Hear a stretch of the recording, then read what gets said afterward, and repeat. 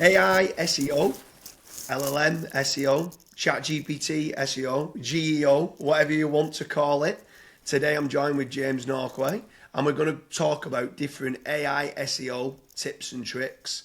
First and foremost, let's just kick straight off, James. What do you actually call it yourself within the agency? We call it GEO.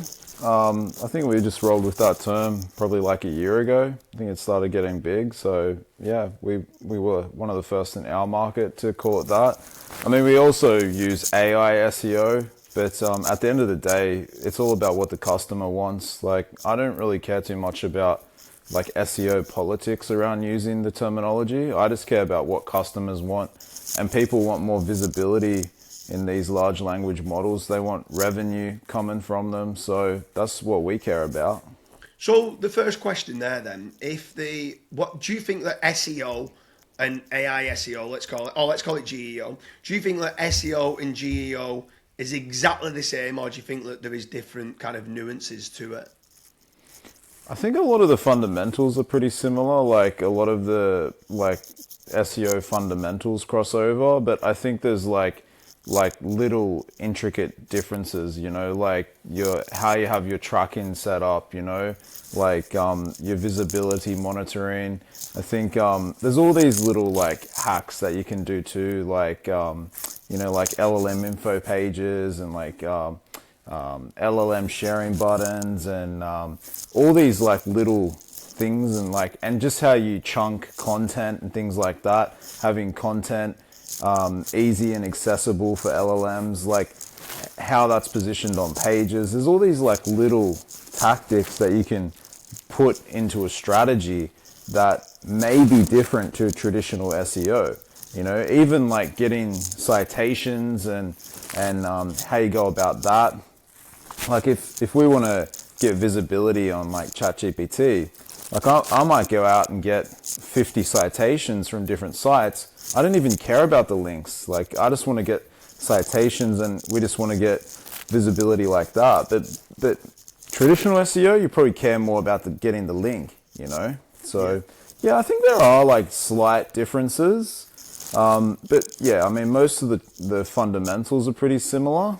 But it's the key little differences. That's what clients pay you for, That's where like they want to come to your company and say, look, can you give us that competitive edge, Yeah. So yeah, I think from my point of view, I think there's a distinctive difference, and I try to, from my point of view, why there's a distinctive difference is because you said at the start of this video with regards to it just do what the customer wants, and if the customer says I want AI search visibility, then therefore, and they're not looking for an SEO agency, you need to offer them a GEO kind of package, and this is how we are going to do it.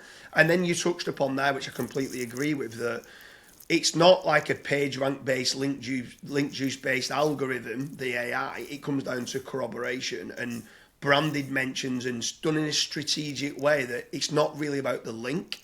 It's about the co-citations being done and so on and so on. So I completely agree with you. I think it should be marked as being different if the customer wants something that's different, which they do, and there's different nuances.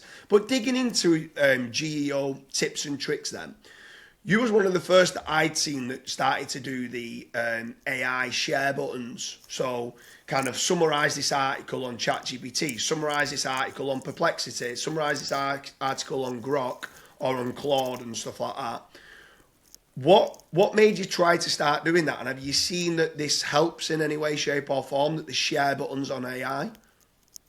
Yeah, so basically we tested that on some of our own sites that we own. So basically, I can't remember the exact day. I think it was like May or June last year. We tested that because we have as an agency, we run our own sites too. So we got like travel sites and just sites in different niches. And like just for shits and giggles, we rolled out a bunch of these LLM sharing buttons.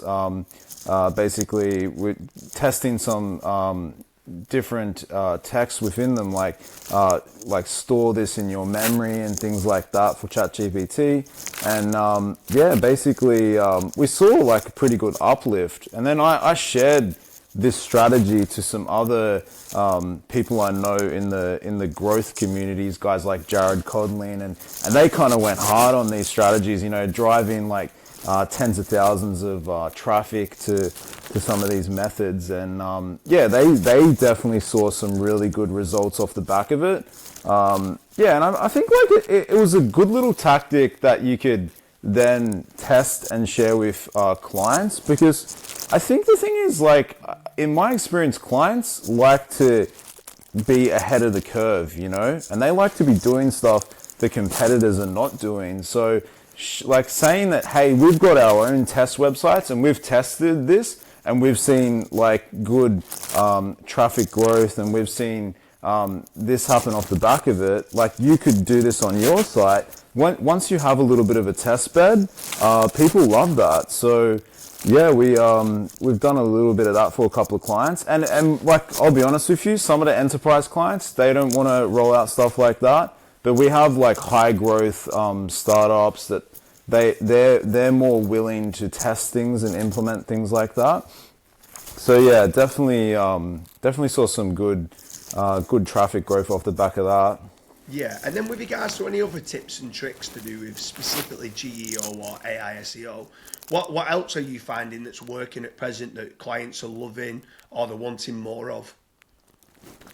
Yeah, I mean, like, just like basic stuff, like just you know, like just optimizing pages and for like keyword chunks and stuff like that, and just like doing the keyword research and like looking at like more question stuff, you know. So like setting up like regex in GSC and like looking and mining your questions and then trying to answer that stuff on pages. And because I find like a lot of LLMs, people are more asking questions and stuff like that. You know, they're not going to go to like ChatGPT and just search for like mobile phone or something. They're going to say like, what's the best mobile phone for over 50s, or like, it's really going to be question based. So doing the research and building out content within client sites that have a heavy focus on questions is definitely something our team's doing, and we're seeing some good results off the back of that. Yeah, I mean, like, we've seen some clients that are getting like $500,000 of revenue a month from ChatGPT in certain verticals. So it is starting to make money. Like, people are starting to say, shit, this is actually working. Like, we're making some money off the back of this. Let's try and do more of this. So yeah, I mean, there's other little things like just trying to fix misinformation within LLMs. I think that's a big one, especially with big companies. Like, people really hate it when there's misinformation online. Like, say for example, it's got the wrong CEO listed on a huge amount of citations or something like that. Doing like a brand GEO audit. So we kind of come in and look at the business's health from that point of view. That's been a really popular service because, like you said earlier, like, some people will come to us and they say, look, we're already doing SEO in-house. We're already doing digital PR in-house. We need a specialist team to come in and just help with this. Like, don't sell me any other service. I just want to get like a GEO audit. You know, we want to know what our, like, how we can improve on this and how our team's performing. Like, so 100%, you're right. Like, people really care about how they're performing on that. So I think the huge one for the GEO audits that you're talking about there is because of query fan out now, of what's happening with query fan out. If someone was to go and search, is James Norquay legitimate, or is James Norquay trustworthy? Well, what does that mean? So then the query fan out comes along with like James Norquay testimonials, James Norquay reviews. When did James Norquay start SEO? When did James Norquay do this? And it comes out with all these different fan out queries. And if you're not controlling the messaging on each one of them fan outs that's coming along, your overall consensus score's not very high. So it can end up giving, instead of it being a positive sentiment, it can be a balance like, yeah, there's some credible sources online, however, he doesn't seem to have a lot of case studies, or however, he doesn't seem to have many or any reviews on Trustpilot and stuff like that. And I think, as well as the misinformation, sometimes just putting some information online as well of who they are and what they do, where they might not have done it previously, They might be ranking number one. The amount of people that I see ranking number one in Google, but they're not recommended in AI. And that's why I'm then saying GEO and SEO is a different ballgame. We've got a completely different team for GEO than we do for SEO. Yes, there's loads of overlap. I'm not denying that fact.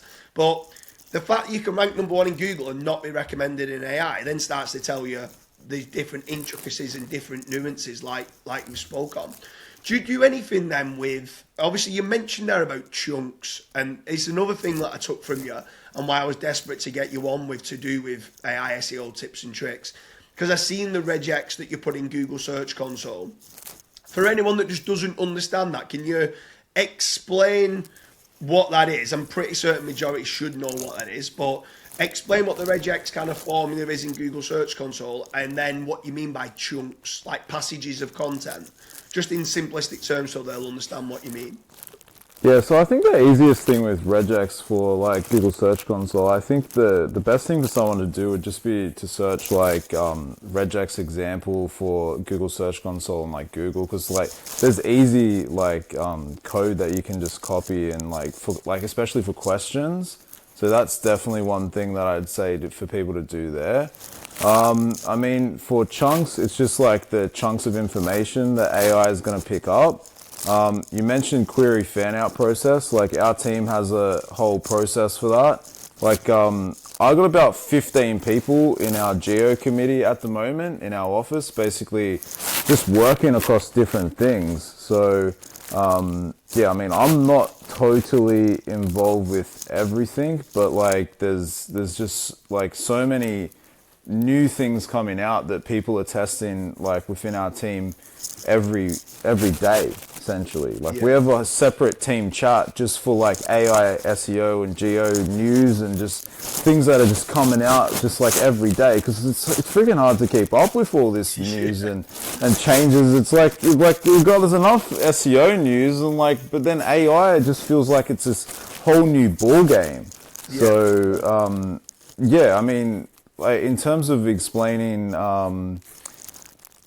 in simplest form, I think the easiest thing for people to do is just Google or YouTube things like what is a chunk, like regex example on YouTube, because it's hard to explain this stuff over on a podcast. You know, the easiest thing you can do is just go to YouTube and just like put it in, because then there'll be some guy that's done a 20-minute video about how to do regex for Google Search Console, and some bloke's just like freaking broken down the whole process. And yeah, that's always what I say to people in the office, you know, like just jump onto like YouTube and or Google and just find like a full-on guide about this stuff, because yeah, there's massive guides online.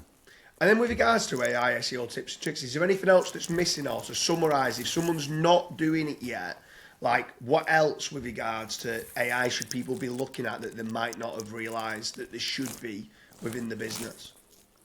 I think like some people like just don't even think about the basics, you know, like is your website blocked from AI search? You know, I had some AI SEO tool hit me up the other day, and they were like trying to pitch something, and they said our website's visibility was 60% or something, and then they shared a client's example, and then I looked at the client, you know, and that client was that they shared me was like blocking GPT bot in the robots.txt of that client, you know, and I'm like, hang on a second, like if this Geo tool is so good, why haven't they even checked the technical fundamentals, you know?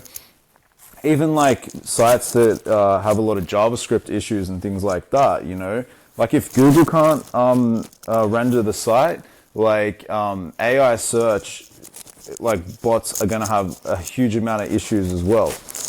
Yeah. That is one big thing, like just doing like a technical analysis from an AI search point of view. Like for some, especially news publishers, like you'll get some IT guy that will just go in and block everything. And that can be catastrophic as well.